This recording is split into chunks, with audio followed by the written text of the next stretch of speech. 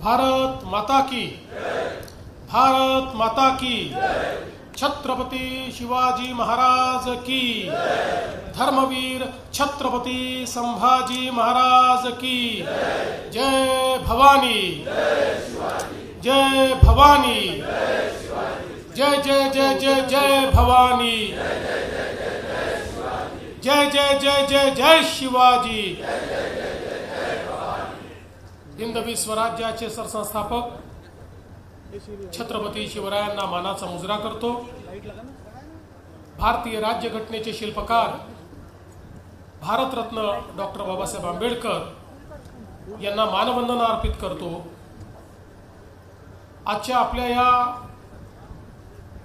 Bharatiya Janata party Vidarbha विभागाच्या बैठकीमध्ये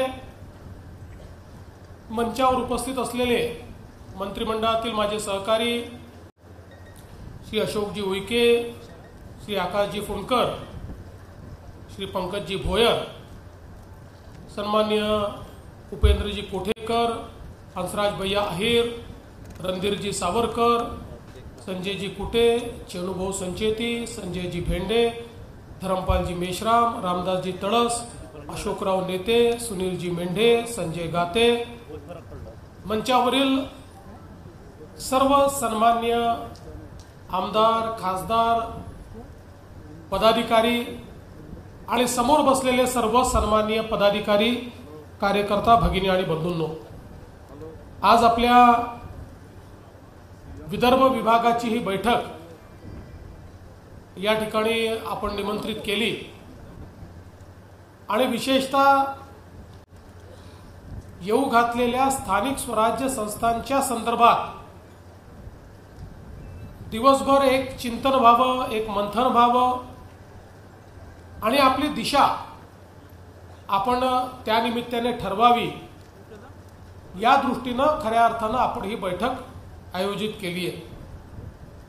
आणि पहिल्यांदा तर मला पुन्हा एकदा आपल्या सर्वांचे आभारही मानायचे आहेत, आपलं अभिनंदनही करायचं आहे की विधानसभा निवडणुकीमध्ये आपण सर्वांनी अतिशय मेहनत करून विदर्भामध्ये एक अभूतपूर्व अशा प्रकारचा निर्णय किंवा निकाल या ठिकाणी प्राप्त केला आणि पुन्हा एकदा विदर्भ हा भारतीय जनता पार्टी आणि महायुतीच्याच पाठीशी आहे हे तुम्ही सगळ्यांनी दाखवून दिलं। त्याबद्दल तुमच्या सर्वांचे मनापासून आभार मानतो, तुमचं अभिनंदन करतो। खरं म्हणजे काही जागा आपण अतिशय कमी मतांनी हारलो, अन्यथा यावेळी एक नवीन रेकॉर्ड आपण विदर्भात तयार करू शकलो असतो। पण जे काही मिळालेलं मतदान आहे यामुळे मी स्वतः आनंदी पण आहे, समाधानी पण आहे। एकूणच महाराष्ट्रामध्ये आपण बघितलं की सगळे रेकॉर्ड या 2024च्या विधानसभेच्या निवडणुकीमध्ये आपण तोडले। यापूर्वी आपला जो सर्वाधिक स्कोर होता, हायेस्ट स्कोर होता, तो आदरणीय मोदीजींच्या नेतृत्वामध्ये जेव्हा आपण 2014च्या निवडणुकीमध्ये विधानसभेत स्वतःच्या भरोशावर कुठली त्यावेळच्या शिवसेनेसोबतची युती न करता आणि आपले छोटे सगळे महायुतीतले पार्टनर घेऊन उतरलो होतो, त्यावेळी 122 जागा आपण जिंकल्या होत्या। पण यावेळी भारतीय जनता पक्षाने कमाल केली आहे, आपल्या सगळ्या कार्यकर्त्यांनी कमाल केली आहे आणि 132 आणि 5 अशा 137 जागा या भारतीय जनता पक्षाच्या नेतृत्वामध्ये आपण जिंकलो। आणि मला असं वाटतं की गेल्या 40 वर्षात महाराष्ट्रामध्ये कुठल्या एका पक्षाला इतक्या जागा मिळालेल्या नाहीत। हा 30-35 वर्षाचा रेकॉर्ड जवळपास आपण त्या ठिकाणी मोडला आणि कानाकोपऱ्यामध्ये सगळीकडे भारतीय जनता पार्टी ही विजयी झालेली आपण सगळ्यांनी बघितली। आणि अर्थातच एक प्रचंड मॅन्डेट 232 जागा एखाद्या महायुतीला मिळणं हाही एक नवीन रेकॉर्ड झाला। कारण आपल्याला माहिती आहे की यापूर्वीचा रेकॉर्ड महाराष्ट्रातला हा 222 जागांचा होता, तोही रेकॉर्ड आपण तोडला। त्यामुळे जनतेने अतिशय भरभरून अशा प्रकारचा विजय या विधानसभेच्या निवडणुकीमध्ये आपल्याला दिला। आणि आता निवडणुकीनंतर आपल्या सरकारने कामाची सुरुवात केली आहे।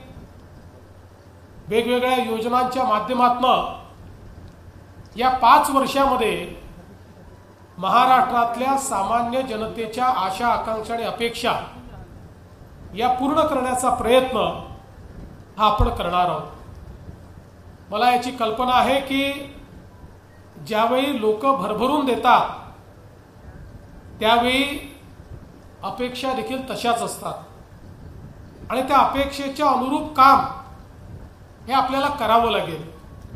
पण मला विश्वास आहे की देशामध्ये मोदीजींचं सरकार हे आपल्या पाठीशी आहे आणि महाराष्ट्रामध्ये महायुतीच्या सरकारला मिळालेला भक्कम पाठिंबा त्याने आपला आत्मविश्वास वाढलेला आहे।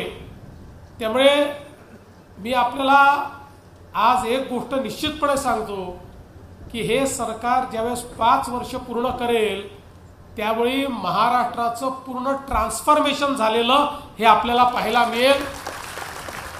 महाराष्ट्र हा देशातलं उत्तम राज्य आहेच, पण महाराष्ट्रातल्या दीन दलित गोरगरीब आदिवासी शेतकरी शेतमजूर महिला अल्पसंख्याक सगळ्यांच्या जीवनामध्ये आपल्याला परिवर्तन घडवायचं आहे आणि म्हणून त्याच दृष्टीनं आज आपण मोठ्या प्रमाणात काम चालू केलं आहे। आपल्याला माहिती आहे की सुरुवातीला 100 दिवसाचा कार्यक्रम केला, आता 150 दिवसाचा कार्यक्रम सरकारचा चाललेला आहे। हे कार्यक्रम म्हणजे केवळ कागदावरचे कार्यक्रम नाही आहेत, तर सरकारला संस्थात्मक बळकटी देण्याचा प्रयत्न आपण करतोय। सरकार म्हणून एक इन्स्टिट्यूशन असं बिल्टअप करायचा प्रयत्न आपण करतोय की जे ऑटो पायलट मोडवर चाललं पाहिजे। आज आपण पाहतो की एखादा अधिकारी चांगलं काम करतो, एखादा अधिकारी वाईट काम करतो, एखाद्या जिल्ह्यात चांगलं काम होतं, एखाद्या जिल्ह्यात खराब काम होतं। असं न होता एक इन्स्टिट्यूशन म्हणून आपल्याला ही मशिनरी बिल्ड करायची आहे की ज्यातनं सरकारच्या योजना युनिफॉर्मली सगळ्या भागांमध्ये योग्य प्रकारे पोचल्या पाहिजेत, त्या पारदर्शी पद्धतीनं सामान्य माणसापर्यंत पोचल्या पाहिजेत। आणि याच दृष्टीनं आपण हे सगळं काम सुरू केलेलं आहे। आणि मी हे देखील आपल्याला सांगू इच्छितो की आता आपण लॉंग टर्मचा विचार करतो, म्हणजे तात्कालिक जे विषय आहेत त्याच्यावर तर काम चाललेलंच आहे, पण एक लॉंग टर्म विजन हे आता आपण या ठिकाणी मांडलेलं आहे। आपल्याला माहिती आहे की आज शेती क्षेत्रामध्ये मागच्या काळामध्ये विशेषतः विदर्भामध्ये आपण मोदीजींच्या सरकारकडनं बळीराजा योजना या ठिकाणी आणली आणि या बळीराजा योजनेमुळे जवळपास 20 वर्ष विदर्भातले जे 89 प्रकल्प अर्धवट होते किंवा नुसती घोषणा झाली होती, सुरू झाले नव्हते, असे 89 सिंचनाचे प्रकल्प आपण जवळपास पूर्ण केले किंवा पूर्णत्वास आणले आहेत। पुढच्या 4-6 महिन्यात ते पूर्ण होतील। यासोबत मोठे प्रकल्प आपले गोसीखुर्द सारखा प्रकल्प असेल किंवा इतर मोठे प्रकल्प असतील, याचंही काम अत्यंत वेगाने आपण केलं। आपण जर बघितलं असेल तर जवळपास केंद्र सरकार आणि राज्य सरकारच्या माध्यमातून आपण 30 ते 40 हजार कोटी रुपयाची गुंतवणूक या ठिकाणी केली आणि त्यातनं मोठ्या प्रमाणात सिंचनाच्या सोयी या आपल्याकडे उभ्या झाल्या पाहिजेत अशा प्रकारचा प्रयत्न केला। खरं म्हणजे मध्यंतरी 2.5 वर्ष जर हे सरकार या ठिकाणी दुसरं महाविकास आघाडीचं स्थगिती सरकार नसतं तर यातले अनेक प्रोजेक्ट्स हे आपले पूर्ण झाले असते आणि आता त्याच्याही पलीकडे आपण चाललो आहोत। आपल्याला माहिती आहे की आता आपण या ठिकाणी वैनगंगा नळगंगा सारखा प्रोजेक्ट घेतलेला आहे। या भावनको सर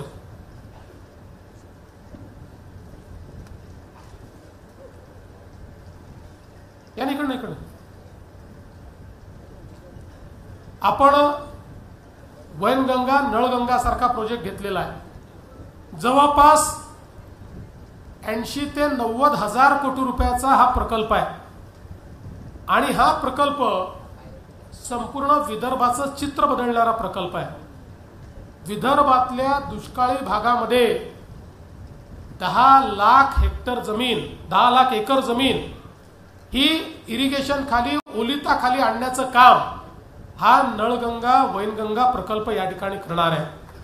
आणि मी आपल्याला सांगतो, मी पूर्वी या प्रकल्पाबद्दल बोलायचो तर लोक म्हणायचे की हे कागदावर हे होऊ शकत नाही, पण आज आपण या स्टेजला आलो की त्याचं संपूर्ण आराखडा अंतिम टप्प्यामध्ये आपण आणलेला आहे। डीपीआर आपण तयार करतो आहोत आणि हा डीपीआर यावर्षीच आपण तयार करू। संभवतः या वर्षीच्या शेवटी आपण याचं टेंडर काढू आणि पुढच्या वर्षी याचं काम आपण सुरू करू आणि त्यानंतर विदर्भातले 7 जिल्हे ज्याच्यामध्ये आपल्या अमरावती विभागातले 5ही जिल्हे आहेत आणि इकडचे आपले नागपूर विभागातला वर्धा जिल्हा असेल नागपूर जिल्हा असेल, या जिल्ह्यांमध्ये एक मोठं त्या ठिकाणी नेटवर्क उभं होणार आहे आणि आपल्या संपूर्ण विदर्भातला दुष्काळ हा 100% भूतकाळ होणार आहे। अशा प्रकारची अवस्था आपण विदर्भामध्ये तयार करणार आहोत आणि मला विश्वास आहे की एकीकडे इरिगेशनच्या सोयी आपण करतो आणि दुसरीकडे नानाजी देशमुख कृषी समृद्धी योजना, जी योजना पहिल्या टप्प्यामध्ये आपण पश्चिम विदर्भाला लागू केली होती, आता दुसऱ्या टप्पा त्याचा आलेला आहे। दुसऱ्या टप्प्यात पुन्हा 5000 कोटी रुपयाची आपण गुंतवणूक या योजनेमध्ये करतो आणि आता या योजनेमध्ये संपूर्ण विदर्भ आपण समाविष्ट केलेला आहे। विदर्भातल्या 11ही जिल्ह्यांमध्ये नानाजी देशमुख कृषी समृद्धी योजना आपण चालवणार आहोत आणि त्यातली जी निवडलेली गावं आहेत या गावांमध्ये एंड टू एंड अशा प्रकारचं सर्व प्रकारचे जे काही आपले इंटरव्हेन्शन्स आहेत, मग त्याकरता आपल्याला ड्रिप इरिगेशनची योजना असेल, शेततळ्याची योजना असेल, विहिरीची असेल, त्याच्यावर यांत्रिकीकरणाची योजना असेल किंवा मार्केट लिंकेजची योजना असेल, सगळ्या गोष्टी एका गावात गेल्यानंतर त्या गावामध्ये लाभार्थ्यांचा इष्टांक नाही आहे। त्या गावात जेवढ्या लोकांना लाभ हवा आहे त्या प्रत्येकाला लाभ देणारी ही योजना आहे। वर्ल्ड बँकेच्या सहाय्याने ही योजना आपण केलेली आहे, कारण शेती क्षेत्रातली गुंतवणूक वाढवल्याशिवाय शेती फायद्याची होणार नाही हे अनेक वर्ष आपण ऐकतोय, पण ती गुंतवणूक वाढवण्याचं काम होत नाहीये, ते वाढवण्याचा निर्णय आपण घेतलाय। एकीकडे ही योजना आपण केली आहे आणि दुसरीकडे मगाशी रणधीर भाऊ सांगत होते त्या पद्धतीनं जवळपास दरवर्षी 5000 कोटी रुपये अतिरिक्त गुंतवणूक ही शेती क्षेत्रामध्ये करायचा निर्णय आपण घेतलाय।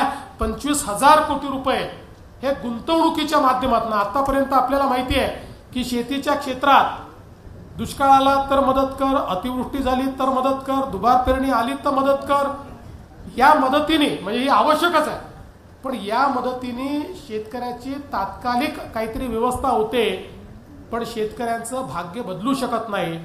भाग्य बदलायचं असेल तर शेती क्षेत्र हे गुंतवणुकीचं क्षेत्र झालं पाहिजे आणि म्हणून मोठ्या प्रमाणात ही गुंतवणूक शेतीच्या क्षेत्रामध्ये आपण सुरू केलेली आहे आणि मला विश्वास आहे की यातनं एक मोठं ट्रान्सफॉर्मेशन हे आपल्याला या ठिकाणी पाहायला मिळेल। आणि एवढंच नाही तर ग्रामीण विकासाच्या क्षेत्रातही मोठ्या प्रमाणात आपण काम चालू केलं आहे। आता अलीकडच्या काळामध्ये सर्वात जास्त मागणी जर कुठल्या गोष्टीची असेल तर ती शेत रस्त्यांची मागणी आहे।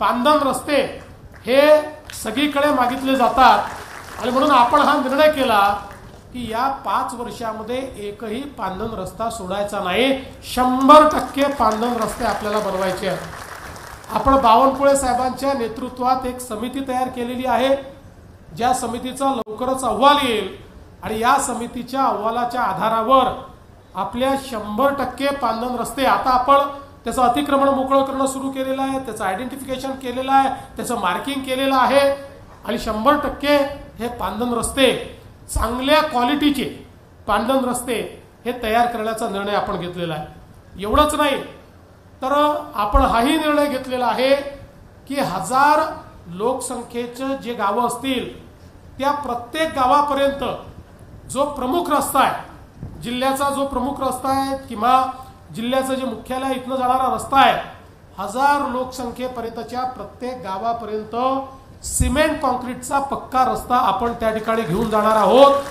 आणि याकरता 18,000 कोटी रुपयाची योजना ही आपण सादर केली आहे। ती आपण वर्ल्ड बँक आणि एशियन डेव्हलपमेंट बँक या दोघांकडून आपण मंजूर करतोय। परवा मी त्या संदर्भात दिल्लीमध्ये एक बैठक देखील केली आणि आपल्या केंद्रीय मंत्री निर्मला सीतारामनजी यांनी त्याला अतिशय सकारात्मक अशा प्रकारे या बँकांकडून तो प्रस्ताव मंजूरून आलाय। आता भारत सरकार त्याला मान्यता देईल आणि मग त्यानंतर हे काम आपण सुरू करणार आहोत। यासोबत मी माननीय आपल्या देशाचे प्रधानमंत्रीजी आणि आपल्या देशाचे ग्रामविकास मंत्री शिवराज सिंग चौहानजी यांचे आभार मानेन। ते आभार याकरता मानेन की प्रधानमंत्री आवास योजनेच्या अंतर्गत 2016 ते 2022 या कालावधीमध्ये 13 लाख घरं आपण बांधली, पण 2017 पर्यंतची जी काही आपल्या त्या ठिकाणी वेगवेगळ्या प्रकारचे सर्वेक्षण झाले होते त्या सर्वेक्षणाच्या माध्यमातून महाराष्ट्रामध्ये 30 लाख घरांची अजून आवश्यकता होती।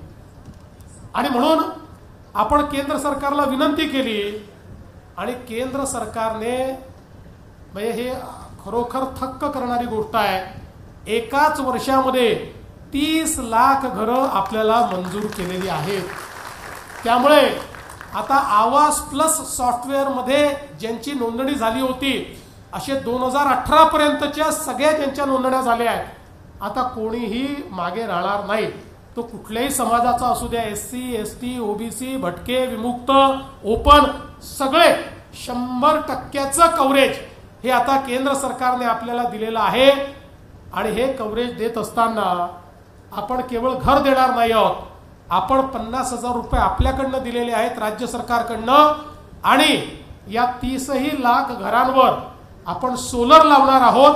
म्हणजे पहिल्या दिवशीपासनं त्यांना विजेचं बिल हे 0 येणार आहे, त्यांना विजेचं बिलच भरावं लागणार नाही, अशा प्रकारची व्यवस्था आपण करतो।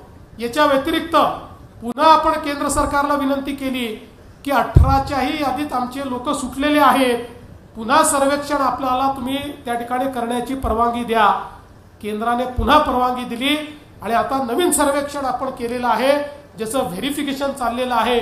आणि या सर्वेक्षणात तर यावेळेस केंद्र सरकारने आपल्याला ही मुभा दिली की एखाद्याला अनेक वेळा गावातल्या राजकारणामुळे एखाद्याचं नाव सर्वेक्षणाच्या यादीत येत नाही, त्यामुळे थेट लोक आपलं नाव टाकू शकतात।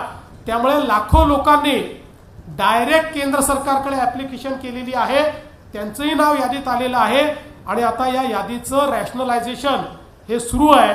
म्हणजे बेघरमुक्त महाराष्ट्र अशा प्रकारची जी संकल्पना आपण मांडली होती ती पूर्ण करण्याकडे आपण अत्यंत वेगाने निघालेलो। एकूणच जर आपण बघितलं तर मोठ्या प्रमाणात ही सगळी कामं आपली चाललेली आहेत। यासोबत मला हे देखील सांगताना आनंद वाटतो की एकीकडे आपल्या शेतकऱ्यांना दिवसा 12 तास वीज देण्याकरता आपण मुख्यमंत्री सौर कृषी वाहिनी योजना सुरू केली, अतिशय वेगानं काम चाललेलं आहे। 2026च्या डिसेंबर पर्यंत 90 ते 100% काम पूर्ण करायचं आहे आणि मी तुम्हाला विश्वास देतो की डिसेंबर 2026 नंतर आमच्या शेतकऱ्यांना रात्रीच्या विजेकरता शेतात जावं लागणार नाही। 365 दिवस शेतकऱ्यांना दिवसा वीज मिळेल आणि त्यासोबत आपण मोठ्या प्रमाणात आता सौर पंप देखील लावतो आहोत। मला सांगितलं पाहिजे की पूर्वी आपण वर्षाला 40 ते 50 हजार फक्त पंप लावायचो इलेक्ट्रिकचे।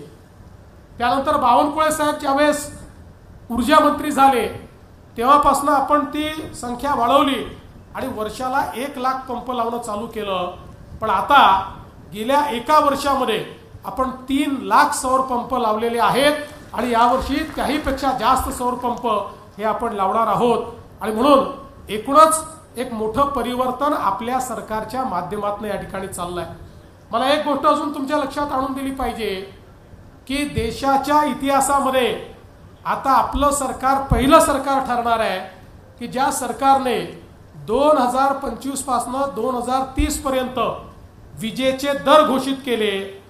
आणि पूर्वी आपण जर गेल्या 15 वर्षात बघितलं, 20 वर्षात बघितलं, तर दरवर्षी आपले विजेचे दर हे 9% वाढतात दरवर्षी. तुम्हाला ते लक्षात येत नाही कारण MERC ते वाढवते, सरकार वाढवत नाही. दरवर्षी MERC 9% वाढवते. ऑटोमॅटिक ते विजेच्या बिलात लावून आपल्याकडे येतात आणि आपल्याला ते भरावे लागतात. पण आता मात्र आपण नवीन जे दर MERC कडनं अप्रूव्ह करून घेतले याच्यामध्ये दरवर्षी विजेचे दर आता आपण कमी करणार आहोत, ते वाढवणार नाही आहोत. म्हणजे आपल्या 70% ग्राहकांकरता जे 100 युनिट पर्यंत वीज वापरतात त्या 70% ग्राहकांना तर 2024 मध्ये त्यांचं जे बिल होतं ते वाढण्याच्या ऐवजी ते 2030 पर्यंत 26% कमी होणार आहे. दरवर्षी ते कमी होत जाणार आहे. त्यामुळे आता विजेची दरवाढ याच्यावर विरोधकांना आंदोलनच करता येणार नाही.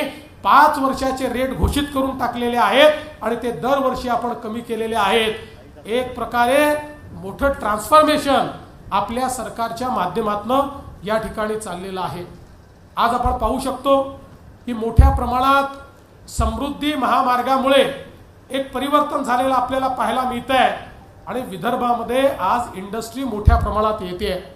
आपण पाहतोय नागपूर असेल, चंद्रपूर असेल, या भागामध्ये चांगली इंडस्ट्री आली. पण आता तर गडचिरोली हे आपलं नवीन इंडस्ट्रियल मॅग्नेट तयार झालेलं आहे. आणि एकट्या गडचिरोली जिल्ह्यामध्ये आपल्याकडे जे इन्व्हेस्टमेंटचे प्रपोजल आले आहेत किंवा ज्यांच्याशी चर्चा चाललेली आहे त्या सगळ्याची एकंदरीत गुंतवणूक जर आपण बघितली तर 2 लाख कोटी रुपयाची गुंतवणूक एकट्या गडचिरोलीमध्ये होणार आहे. परवा मी लॉयड्सचं उद्घाटन केलं. ऑलरेडी 14,000 लोक कामाला लागलेले आहेत. आणि आपण जर बघितले 14,000 लोक कोण आहेत? SC ST OBC पोरं आहेत, आपले स्थानिक आहेत सगळे. त्यांना ट्रेनिंग त्या ठिकाणी मिळालं आहे. आणि परवा मी भूमिपूजन केलं. जे 30 महिन्यात जो प्लॅन तयार होईल त्या ठिकाणी 20,000 लोक अजून कामाला लागणार आहे. आता हीच इकोसिस्टीम आपल्याला वर्धेला देखील त्या ठिकाणी पाहायला मिळेल. अशाच प्रकारची इकोसिस्टीम आपल्याला विदर्भाच्या अन्य भागात देखील पाहायला मिळेल. आज आपण पाहतोय अमरावतीला आपण एक प्रकारे टेक्सटाईल हब तयार केला. मोठ्या प्रमाणात गुंतवणूक आली. आता PM मित्राचा टेक्सटाईल हब त्या ठिकाणी आल्यानंतर जवळपास 2 लाख लोकांच्या रोजगाराची निर्मिती हा एकटा अमरावती जिल्ह्यामध्ये त्या ठिकाणी होईल आणि लगतच्या यवतमाळ वगैरेच्या सगळ्या भागामध्ये होताना आपल्याला पाहायला मिळेल. त्यामुळे आपण जर विचार केला तर एकूणच महाराष्ट्रातला जो आपला विदर्भाचा भाग आहे या भागामध्ये मोठ्या प्रमाणात आपण आता हळूहळू गुंतवणूक आणतोय. एकेका जिल्ह्यामध्ये आता गुंतवणूक येणं सुरू झालेलं आहे. आणि मला विश्वास आहे की पुढच्या काळामध्ये चांगल्या प्रकारची औद्योगिक गुंतवणूक ही विदर्भामध्ये आपल्याला पाहायला मिळेल आणि त्यातनं मोठ्या प्रमाणात रोजगाराची निर्मिती देखील आपण या माध्यमातून करणार आहोत. आणि म्हणून मला हे सगळं सांगत असताना आपल्याला एक गोष्ट अजून लक्षात आणून द्यायची आहे की एकीकडे आपण मोठ्या प्रमाणात विकास करतो, शहरांचा विकास करतो. आज आपण पाहू शकतो की 14 ते 19च्या दरम्यान आपल्या प्रत्येक शहराचा चेहरा आपण बदललाय. आज वर्धेसारखं शहर हे 2014च्या पूर्वी कशा प्रकारे होतं आणि आज कशा प्रकारे आहे. आपण जिथे बसलेलो हे देखील 2014 नंतर तयार झालेलं आहे, आपल्या सरकारने तयार केलेलं आहे. त्यामुळे प्रत्येक शहराचा चेहरा आपण बदललेला आहे. पण एक गोष्ट लक्षात ठेवली पाहिजे की आपले विरोधक हे आपल्याशी विकासामध्ये स्पर्धाच करू शकत नाही. मोदीजींनी विकासाची दिशा आणि विकासाचा जो वेग आपल्याला दिलेला आहे त्याच्याशी त्यांना स्पर्धा करता येत नाही. आणि म्हणून ते मिसइन्फॉर्मेशन कॅम्पेन चालवतात. आपण बघा ते रोज एक वेगळा नरेटिव्ह त्या ठिकाणी देण्याचा प्रयत्न करतात. ज्यावेळी विकासाची स्पर्धा आपल्याला करता येत नाही त्यावेळी विकासावर चर्चाच होऊ द्यायची नाही. विकासावर चर्चा झाली तर लोक त्यांना प्रश्न विचारतात. वर्षानुवर्ष तुम्ही या ठिकाणी सत्तेमध्ये होतात, मध्ये देखील 2.5 वर्षाचं तुमचं सरकार होतं, तुम्ही नेमकं काय केलं दाखवा. दाखवण्यालायक एकही गोष्ट त्यांच्याकडे नाही आणि म्हणून ते विकासावर चर्चा करत नाही. ते रोज नवनवीन नरेटिव्ह तयार करण्याचा प्रयत्न करतात. मग कधी नरेटिव्ह काय तयार होतो तर या ठिकाणी विशेष जनसुरक्षा कायदा, हा कायदा आंदोलन चिरडून टाकण्याकरता तयार केलेला आहे, लोकशाहीच्या विरोधी तयार केलेला कायदा आहे, अशा प्रकारचा नरेटिव्ह पेरण्याचा प्रयत्न होतो. खरं म्हणजे पहिल्यांदा तर मला हे सांगितलं पाहिजे की हा जो कायदा आपण केला, या कायद्याकरता आम्ही स्वतः निर्णय घेतला की याच्यावर जाणीवपूर्वक लोकांमध्ये कन्फ्युजन तयार केलं जाईल आणि म्हणून आपल्याला काही घाई नाही. आपण संयुक्त चिकित्सा समिती तयार केली, बावनकुळे साहेबांना अध्यक्ष केलं आणि विरोधी पक्षाचे सगळे नेते, सगळे प्रमुख नेते हे या संयुक्त चिकित्सा समितीमध्ये होते. त्या चिकित्सा समितीमध्ये त्याचं क्लॉज बाय क्लॉज वाचन झालं, प्रत्येक क्लॉजचं वाचन झालं, त्याच्यावर चर्चा झाली. त्यांनी काही 3-4 ऑब्जेक्शन घेतले, ते आपण मान्य केले, ते बदलही केले. त्यानंतर शेवटच्या दिवशी पूर्ण कायद्याचा जो काही अहवाल तयार झाला सभागृहासमोर मांडायचा, त्या अहवालावरही चर्चा झाली आणि एकमताने सगळ्यांनी हा अहवाल मान्य केला. आणि त्यानंतर मग बावनकुळे साहेबांनी तो अहवाल मांडला आणि मग आम्ही त्याचं बिल त्या अहवालाचं मंजूर केलं. मात्र नंतर वरून इंजेक्शन मिळालं आणि ते इंजेक्शन मिळाल्याबरोबर काही पोपट हे बोलायला लागले कायद्याच्या विरोधात. पण त्यांची आफत अशी आहे, सहनही होत नाही आणि सांगताही येत नाही. कारण मंजुरी त्यांनीच दिली आहे, क्लॉज टू क्लॉज वाचलेला, आणि त्यांना मनातनं माहिती आहे, त्यांनी चूक काही केली नाही. त्यांना हे मनातनं माहिती आहे की या कायद्यामध्ये काहीही लोकविरोधी, लोकशाही विरोधी नाही आहे. खरं म्हणजे हा कायदा का आपण आणला? हा कायदा आणण्याचं एकच कारण आहे की आज आपल्या सगळ्या माओवाद अफेक्टेड किंवा नक्षलवाद अफेक्टेड जो एरिया आहे याच्यामध्ये बंदुका घेऊन लढणारे आता जवळपास संपुष्टात येत आहेत. बोटावर मोजण्या इतके लोक या ठिकाणी राहिलेले आहेत. गेल्या 10 वर्षात एकतर आपण सफाया केलाय, नाहीतर त्यांनी आत्मसमर्पण केलाय. आणि म्हणून मग हे जे अराजकतावादी शक्ती आहे, ज्यांना भारताचं संविधान मंजूर नाही, ज्यांचं म्हणणं आहे की माओच्या विचाराने भारत चालला पाहिजे, त्यांना भारताचं डॉक्टर बाबासाहेब आंबेडकरांचं संविधान हे माओच्या विचाराचं नाही आहे आणि म्हणून आम्हाला ते मान्य नाही, असं सांगणारे हे जे सगळे लोक आहेत, या सगळ्या लोकांनी त्या ठिकाणी एक नवीन स्ट्रॅटेजी तयार केली आणि त्यात त्यांनी ठरवलं की आता जंगलात लढणं कठीण आहे, बंदूक घेऊन लढणं कठीण आहे. आता युनिव्हर्सिटीमध्ये, शहरांमध्ये, मोहल्ल्यांमध्ये, संस्थांमध्ये ही अराजकतावादी विचारसरणी पेरायची आणि मग त्याचं एक पूर्ण त्यांनी कॉन्स्टिट्यूशन तयार केलं, स्वतःचं संविधान तयार केलं, स्वतःच्या प्रोसेसेस तयार केल्या. त्या सगळ्या आपल्याकडे आहेत, मी त्या वाचून दाखवलेल्या आहेत. कशा प्रकारे भारतामध्ये सामान्य माणसाचा भारतीय संविधानावरचा विश्वास ढळला पाहिजे, अशा प्रकारची व्यवस्था उभी करायची, अराजक उभं करायचं, संविधानाने तयार केलेल्या संस्थांवर प्रश्नचिन्ह निर्माण करायचं आणि मग सर्वांना एकमेकाच्या विरुद्ध लढायला मजबूर करायचं. अशा प्रकारच्या मानसिकतेने हे अर्बन नक्षल या ठिकाणी काम करतायत. त्याचे सगळे पुरावे सापडले. बरं, आपण म्हणतो असं नाही, ज्यावेळेस युपीएचं सरकार होतं, मनमोहन सिंगाचं सरकार होतं, पहिली बंदी त्यांनी टाकली. ती बंदी पश्चिम बंगालच्या कम्युनिस्ट सरकारच्या बुद्धदेव भट्टाचार्याच्या मुख्यमंत्र्याच्या हाताने ती बंदी त्यांनी टाकली आणि त्यांनी सर्वोच्च न्यायालयामध्ये ॲफिडेव्हिट दाखल केलं की डावी कडवी विचारसरणी म्हणजे अर्बन माओवादी हे देशाच्या संपूर्ण व्यवस्थेला त्या ठिकाणी खोखलं करण्याचा प्रयत्न करतायत, देशाच्या संस्थांना खोखलं करण्याचा प्रयत्न करतायत आणि म्हणून यांच्या विरुद्ध कारवाई करणं गरजेचं आहे, यांच्यावर बॅन आणणं गरजेचं आहे. आणि म्हणून 4 सरकारांनी जनसुरक्षा कायद्यासारखा कायदा तयार केला आणि देशामधल्या जवळपास 80 पेक्षा जास्त संस्था बॅन केल्या. पण महाराष्ट्रामध्ये बॅन नसल्यामुळे त्या इतर राज्यांमध्ये, ओरिसामध्ये, आंध्रमध्ये, तेलंगणामध्ये, छत्तीसगडमध्ये बॅन झालेल्या सगळ्या संघटनांनी त्यांचं हेड ऑफिस कुठे उघडलं? ते महाराष्ट्रामध्ये उघडलं आणि महाराष्ट्रातनं कारवाया सुरू केल्या. वारंवार केंद्रातलं सरकार पूर्वीचं आणि आताचं आपल्याला सांगत होतं की या संस्था इथे काम करतायत, यांना तुम्ही देखील बॅन करा. हे महाराष्ट्रातलं अशा प्रकारचं काम करता आहेत, पण आपल्याकडे कायदाच नव्हता, त्यामुळे आपण त्यांना बॅन करू शकत नव्हतो. आणि म्हणून अर्बन माओवाद्याचं सेंटर हे महाराष्ट्र झाला.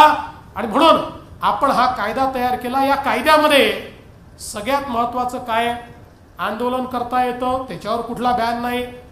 सरकार विरुद्ध बोलता येतं, त्याच्यावर कुठला बॅन नाही.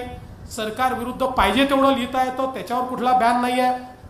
उलट या कायद्यामध्ये व्यक्तीला अरेस्टच करता येत नाही. हा कायदा असा आहे, हा कायदा संस्थेवर बंदी घालण्याचा कायदा आहे. आणि देशातला पहिला कायदा असा आहे, नॉर्मली एखाद्यावर तुम्ही आधी कारवाई करता, मग त्याला कोर्टापुढे उभं करता. पण या कायद्यामध्ये एखादी संस्था ज्यावेळी अशा प्रकारच्या कडव्या डाव्या किंवा ज्याला लेफ्ट विंग एक्स्ट्रीमिझम म्हणतात, त्या लेफ्ट विंग एक्स्ट्रीमिझमच्या अर्बन केडरचं काम करताना जेव्हा एखादी संस्था दिसेल, त्या संस्थेच्या विरुद्ध पुरावे गोळा करून एका मंडळापुढे जावं लागेल. हे मंडळ कुठलं आहे, तर त्याच्यामध्ये हायकोर्ट जज आहे, त्याच्यामध्ये डिस्ट्रिक्ट कोर्ट जज आहे, त्याच्यामध्ये पीपी आहे. त्यांच्या समोर हे पुरावे ठेवावे लागतील. आणि त्यांनी सांगितलं पुरावे योग्य आहेत तर नोटिफिकेशन निघेल. नोटिफिकेशन निघालं तर संस्था बॅन होईल. बॅन झालेल्या संस्थेचं जो काम करेल त्याला अरेस्ट करता येईल, त्याच्यावर कारवाई करता येईल. म्हणजे थेट कोणाला अरेस्टच याच्यामध्ये करता येणार नाही. आणि पहिला कायदा असा आहे की अरेस्ट व्हायच्या आधी किंवा बॅन लावायच्या आधी हायकोर्ट जजची मान्यता घेतल्यावरच बॅन लावता येतो. आणि त्यांनी मान्यता दिल्यावर परत 30 दिवस त्या संस्थेला हायकोर्टात दाद मागण्याचा अधिकार आहे. अशा प्रकारचा तर कायदा दुसरा कुठला नाहीच की ज्या कायद्यामध्ये तुम्हाला आधीच कोर्टाची परवानगी घेऊनच तुम्हाला त्या ठिकाणी अरेस्ट करता येतं. आणि म्हणून अशा प्रकारचा हा जो कायदा आपण तयार केलेला आहे, या कायद्याच्या माध्यमातून भारतरत्न डॉक्टर बाबासाहेब आंबेडकरांनी जे संविधान तयार केलं, त्या संविधानाला नाकारून जे अराजक तयार करण्याचा प्रयत्न करतायत अशांना या ठिकाणी जेरबंद करण्याकरता आणि त्यांच्या कारवाया बंद करण्याकरता हा कायदा आपण केला आहे. जे लोक या कायद्याला विरोध करतायत ते तेच लोक आहेत ज्यांचा भारताच्या संविधानाला विरोध आहे, ज्यांचा भारतरत्न डॉक्टर बाबासाहेब आंबेडकरांनी तयार केलेल्या व्यवस्थेला विरोध आहे. आणि म्हणून मी तर सांगितलं, अरे ओपन डिबेटला आम्ही याच्यावर तयार आहोत, पण ओपन डिबेट करत नाहीत, त्यांची हिंमत नाही. त्यांना हे माहिती आहे की आपण इलॉजिकल बोलतोय, जे कायद्यात नाही ते बोलतोय. माझा दावा आहे, या कायद्यावर जे लोक बोलतायत त्यातल्या 99% लोकांनी कायदाच वाचलेला नाही, त्यांना माहितीच नाही या कायद्यामध्ये काय आहे. पण तरी देखील एक नरेटिव्ह तयार करण्याचा प्रयत्न केलेला आहे. आणि म्हणून आपल्याला त्याचंही उत्तर द्यावं लागेल की काही झालं तरी भारतरत्न डॉक्टर बाबासाहेब आंबेडकरांचं जे संविधान आहे, या संविधानाच्या विरोधी ताकदींना या ठिकाणी समाप्त केल्याशिवाय आम्ही राहणार नाही, त्यांचे इरादे समाप्त केल्याशिवाय आम्ही राहणार नाही. आता निवडणुका जशा जवळ येतील, नवीन नवीन नरेटिव्ह सुरू होतील. लोकसभेत संविधानाचं नरेटिव्ह आणलं, आपण ते पूर्णपणे नेस्तनाबूत केलं. त्यामुळे विधानसभेच्या निवडणुकीत यांच्याजवळ नरेटिव्हच राहिलं नाही. आता विकासावर चर्चा नको म्हणून कधी भाषेचं नरेटिव्ह येईल, कधी जातीचं नरेटिव्ह येईल, कधी अजून वेगळं नरेटिव्ह येईल. आता पुढच्या काळामध्ये 2-3 महिने हे लक्षात ठेवा की ज्या गोष्टी सामान्य माणसाच्या विकासाशी संबंधित नाहीत अशा अनेक गोष्टींचा नरेटिव्ह येईल. आता भाषेच्या संदर्भात देखील आपल्या सरकारने मराठी भाषा अनिवार्य केली, अनिवार्य. आणि आपण सांगितलं की तिसरी भाषा ही हिंदी किंवा कुठलीही भारतीय भाषा तुम्हाला या ठिकाणी शिकता येईल. पण नरेटिव्ह कसा तयार केला जातोय, जणू काही ही लढाई मराठी वर्सेस हिंदी आहे. ही मराठी वर्सेस हिंदी लढाई नाही आहे, मराठी अनिवार्यच आहे. तिसरी भाषा कुठली, मराठी सोबत कुठली, एवढाच विवाद आहे. त्यात आपण सांगितलं कुठलीही भारतीय भाषा या ठिकाणी चालेल.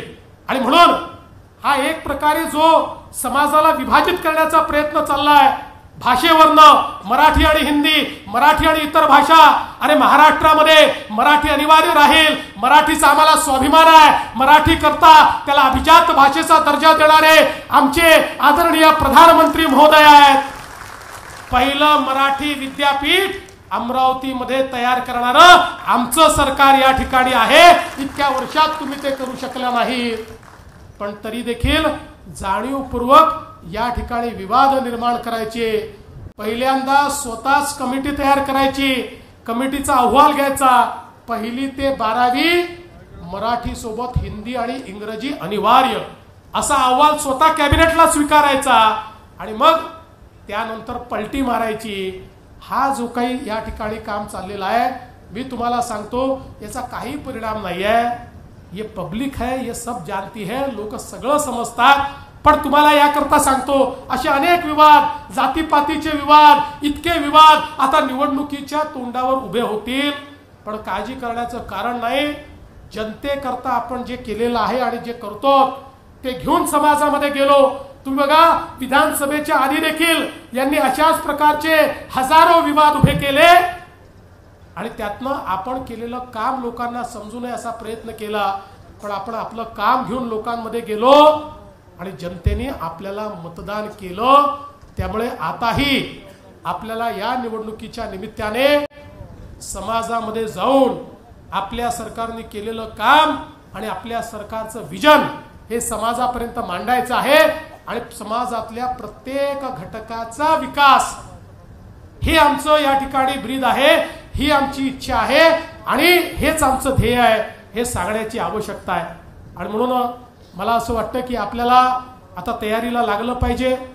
या 3ही निवडणुका मागे पुढे येतील. जिल्हा परिषद आणि नगरपालिका दोघांपैकी कुठलं तरी आधी कुठलं तरी नंतर होईल आणि शेवटी साधारणपणे महानगरपालिका होईल. कारण 2017लाही अशाच प्रकारे 3 टप्प्यांमध्ये निवडणुका झाल्या होत्या. तशाच निवडणुका कदाचित निवडणूक आयोग त्या ठिकाणी घेईल, त्याची ते घोषणा देखील करतील. पण आता या प्रोसेसला सुरुवात झालेली आहे. आपल्याला माहिती आहे, गट आणि गणांचं फॉर्मेशन असेल, तिकडे नगरपालिका महानगरपालिकांच्या वॉर्डांचं फॉर्मेशन असेल, या सगळ्या गोष्टी चाललेल्या आहेत. वोटर लिस्टचं काम त्या ठिकाणी आता लवकरच सुरू होईल. साधारणपणे जी काही विधानसभेची वोटर लिस्ट असते ती वोटर लिस्टच राज्य निवडणूक आयोग अडॉप्ट करतं आणि मग त्याच्यामध्ये जी नावं सुटली असतील ती नावं टाकण्याकरता आपल्याला संधी देतं. तो अतिशय छोटा कालावधी आपल्याला मिळतो.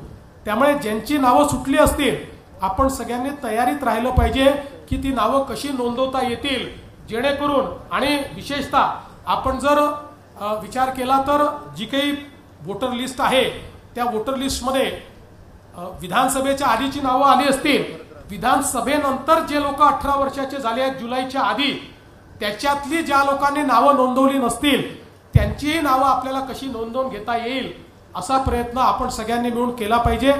आणि या संपूर्ण प्रक्रियेचा भाग म्हणजे निवडणूक आली की याद्या पाहिजे असं नाही, तर पहिलेपासनं या संदर्भात मग निवडणुकीत सगळे तक्रारी करतात, याद्यात हे प्रॉब्लेम आहे, ते प्रॉब्लेम आहेत, असं चाललंय तसं चाललंय.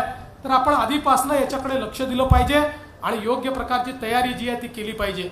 यासोबत आपल्या मग जिल्हा परिषद असो, पंचायत समिती असो, नगरपालिका, नगरपंचायत, महानगरपालिका, सगळीकडे योग्य प्रकारची निवडणुकीची तयारी, आपली बूथच्या यंत्रणा, आपली स्ट्रॅटेजी, या सगळ्या गोष्टी आपल्याला त्या ठिकाणी करायच्या आहेत. आम्ही पुढच्या काळामध्ये एक पुन्हा बैठक घेणार आहोत ज्याच्यामध्ये प्रत्येक ज्या ज्या ठिकाणी निवडणुका आहेत अशी जी प्रत्येक आपली इकाई आहे त्या इकाईच्या कोर टीम सोबत आम्ही एक चर्चा देखील करणार आहोत, जेणेकरून निवडणुकीपर्यंतची सगळी जी काही रचना आहे त्या रचनेच्या संदर्भातली व्यवस्था, त्या रचनेच्या संदर्भातली स्ट्रॅटेजी ही आपल्याला तयार करता येईल. पण हे सगळं करत असताना माझी तुम्हाला सगळ्यांना विनंती आहे की अतिशय लोकांची अनुकूलता आहे, लोक आपल्याला निवडून द्यायला तयार आहेत.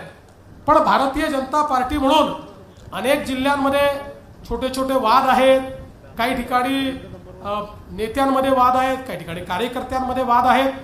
फार मोठे वाद नाही. भारतीय जनता पार्टी परिवार आहे, परिवारामध्ये 2 भावांमध्ये कमी अधिक होत असतं. पण निवडणुकीच्या तोंडावर सगळ्यांनी एकत्रित राहिलं पाहिजे, एकत्रित बसलं पाहिजे, वाद संपवले पाहिजेत.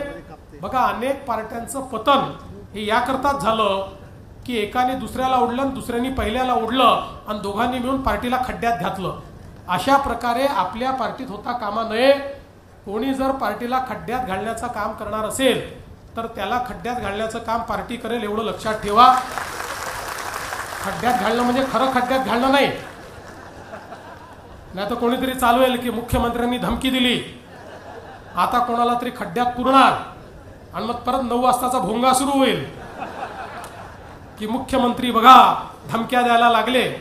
त्याच्यामुळे त्या अर्थाने नाही. पण आज एक गोष्ट लक्षात ठेवा, अनुकूलता आहे, लोक सोबत याला तयार आहेत, कार्यकर्ते चांगल्या प्रकारे त्या ठिकाणी सगळीकडे आपल्याकडे उपलब्ध आहेत. बघा भारतीय जनता पार्टी काय करू शकते याचे 2च उदाहरण तुम्हाला देतो की 22 जुलैला आपल्या अध्यक्षांनी ही घोषणा केली की रक्तदान करायचं आणि 4 दिवसाचा वेळ आपल्याला मिळाला आणि जवळपास 1088 मंडळांमध्ये आपण रक्तदान केलं. 78,000 बॉटल रक्तदान. तुम्हाला माहिती नसेल, आजपर्यंतचा एका दिवसातला रक्तदानाचा जो काही रेकॉर्ड आहे हा शिवसेनेच्या नावाने होता आणि तो 25,000 बॉटलचा होता. आपण एका दिवसामध्ये 78,000 बॉटलचं रक्तदान करून दाखवलं. मनावर घेतलं की आपण काय करू शकतो. आता आपल्या रवींद्र चव्हाण साहेबांनी आपल्याला सगळ्यांना विनंती केली की मन की बातचा कार्यक्रम हा बूथवर झाला पाहिजे, सगळ्यांनी त्या कार्यक्रमात सहभागिता दिली पाहिजे. गेल्या महिन्यापर्यंत 21,000 ठिकाणी आपला कार्यक्रम व्हायचा. याही महिन्यात मागच्या जो काही आपला मन की बात कार्यक्रम होता तो 21,000 ठिकाणी आपला कार्यक्रम झाला. पण आपण सगळ्यांनी मिळून ठरवलं की हा कार्यक्रम जास्तीत जास्त ठिकाणी करायचा. कालचा मन की बात कार्यक्रम 59,000 केंद्रांवर झाला. 59,000. 21,000 म्हणजे भारतीय जनता पक्षाची क्षमता बघा. हा एक म्हणजे असं हे स्ट्रक्चर तयार झालेलं आहे, असीम क्षमतेचं आहे. पण ही क्षमता जागृत करावी लागते. जसं बजरंगबलीची शक्ती ही बजरंगबलीला माहितीच नव्हती. जेव्हा शक्ती जागृत केली तर एका उडीमध्ये लंकेत बजरंगबली पोचले. तशी आपली पार्टी बजरंगबली सारखी आहे. ती एखादा कार्यक्रम झाला की पुन्हा शांत होऊन जाते. मग त्यांना आठवण करून द्यावी लागते की तुम्हाला बजरंगबलीची ताकद आहे, तुम्हाला या ठिकाणी हनुमान उडी मारता येते. आठवण केली की हनुमान उडी तुम्ही मारताच. आणि म्हणून आता एक नवीन आपल्या समोरचं आव्हान हे या संपूर्ण आपल्या स्थानिक स्वराज्य संस्थांचं आहे. आपल्याला माहिती आहे आपल्या जवळपास 11 जिल्हे आहेत. या ठिकाणी 4 महानगरपालिका आहे, 82 नगर परिषदा आहेत, 38 नगरपंचायती आहेत, 11 जिल्हा परिषदा आहेत, 119 पंचायत समित्या आहेत आणि मोठ्या प्रमाणात हे निवडणूक या ठिकाणी होणार आहे.